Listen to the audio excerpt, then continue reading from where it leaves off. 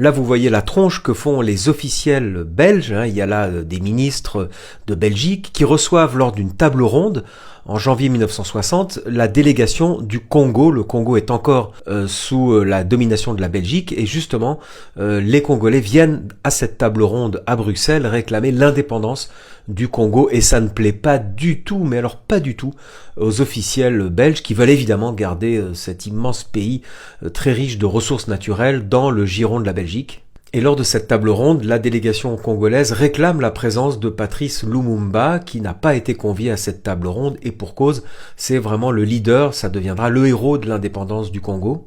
Je vous mettrai toutes les références de ce film à la fin de ma vidéo. Finalement, l'indépendance est décidée par la Belgique et vous avez ces images de Patrice Lumumba qui déclare officiellement l'indépendance, voilà. Je suis particulièrement satisfait des résultats de la conférence de la table ronde.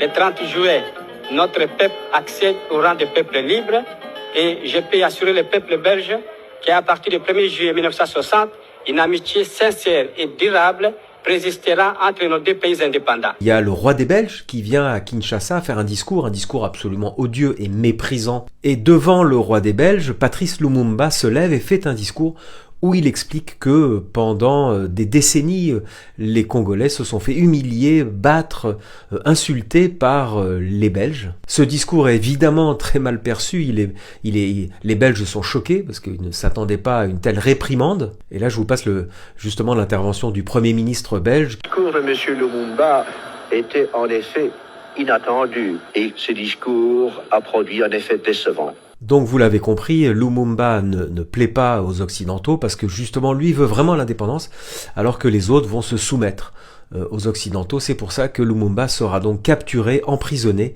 Là vous voyez à l'image Mobutu qui est à l'époque est simple colonel de l'armée mais qui va être le bras armé de ce complot décidé par la CIA et par les Belges pour capturer et assassiner Lumumba. Ces images de la capture de Lumumba font le tour du monde.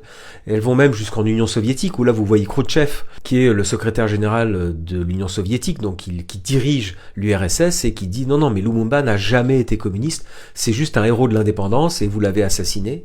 Lumumba est donc assassiné en janvier 1961, à peine 6 mois après l'indépendance du Congo. Et là, vous voyez sur ces images le retentissement mondial de cet événement. Il y a eu dans des dizaines et des dizaines de pays des grandes manifestations de soutien.